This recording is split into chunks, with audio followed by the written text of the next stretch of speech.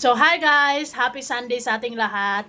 At ipakilala ko po sa inyo ang aking kapatid na si Super Jimson.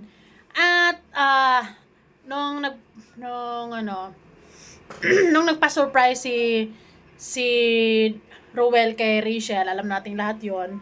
Ipinapanood ko sa kanya kasi ina-introduce ko sa kanya yung Rochelle kasi naging curious din kasi siya kung anong ang mga ginagawa naming reaction, ganon, kung sino yung dalawa na tinatawag naming langga o ang Rochelle. So pinapanood ko sa kanya.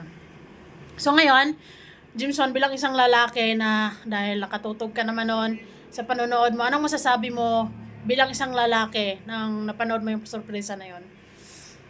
Oo, tama naman yung ginagawa. Bilang silang lalaki, dapat mamahalin ng isang babae dahil yan ang pinaka-importante sa lahat. Kapag mahal mo talaga yung isang babae, lahat gagawin mo talaga. Katulad ni Rowell, na may sorpresa o anything. Goods naman yung kanyang ginagawa na may sorpresa, meron ganun. Tapos, maganda yung mga punto na binibitawan ng salita niya at sana ay matutuwa yun. Yes. Totoo naman sila. Kumbaga, MU na nga sila. MU stage. Naranasan mo na ba, 'di ba? Ilang taon ka ngayon? 20 years old. Yes. Meron ka na ba, naranasan mo na ba yung MU? Yung MU, yung may mutual understanding kayo? Actually, hindi ko talaga naranasan kasi nung bata pa talaga ako, hindi ko nakakajowa. Talaga, Wala ka pang jowa. nakajowa rin pero hindi nagtagal kasi yan. So hindi ka dumaan sa sa MU, kumbaga biglang sagutan lang gano'n. Talaga. Tapos short term lang din yung relationship niyo. Isang buwan, mataas na yan. Tapos Nagka-jowa yan, guys. thank you next, gano'n ang peg. Thank you next. Nagka-jowa yan, guys, kaso nung nagpunta rin babae sa bahay na tumakbo. Bakit nilaman yan?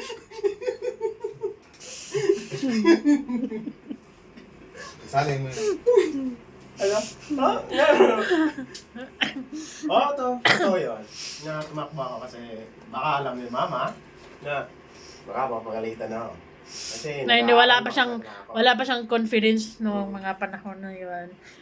Pero anong masasabi mo sa pasurpresa ni Rowell? Bongga or ano? Sobrang effort talaga sa at bonggang-bongga at Ganda, no? Siguro daming pira yung nagastos sa kanya pero ganyan talaga kapag mahal mo yung isang tao. Mamahalin mo talaga kahit magastos ka pang ilang milyones pa dyan, basta mahal mo talaga. Oy, hindi umabot ang milyon yun. Kahit pa, basta Mga example. example lang yun kasi tayo naman. Kung maging sila, di ba? Kapag ganyan, lagi yan sila nag-e-effort. Yan. Sa tingin mo, kahit hindi naman sa tingin mo sa effort ni Rowell na yon, ba darating yung araw na mapapauo na si Rachel? Talaga ba? Ganyang mga sagutan, pero hindi ko rin masasabi. Hindi, sa ganong effort ng lalaki. Hindi ko rin masasabi na ganyan kasi Ngayon mo pa sila napanood. kasi ngayon ko lang nakilala din sila at napanood na. Pero sa tingin mo may chance si Rowell sa ganong effort? Sa bagay, may chance siya kasi ganyang effort na sobrang bongga. At nagkilig naman. At isa din ako napakilig sa kanilang dalawa. Ikaw, sa tingin mo kung may budget ka na, kung may pera ka na, tapos meron kang mahal, sa tingin mo, willing ka din gagawin yung may mga ganong pa-surprise? Oo naman. Oo naman, siyempre.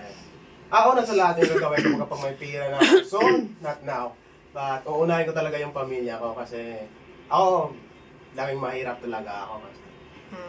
Yan yung mga unang bagay ang gagawin ko. Saka na yung mga Love. mga love na yan. Kasi hindi naman tayo maubusan ng lalaki at babae kasi sabi nga nila, maraming isda sa dagat baka makapingwit ka pa ng isa. Kaya, Pingwit? yan. Tagalog ba yung pingwit? Yan, saka pingwit. Yan. Sige. So, pero para sa'yo, malaking chance mapapauon niya si Rachel sa ganong Syempre effort. naman, malaking chance talaga ng papangunan. Ilang taon yung babae?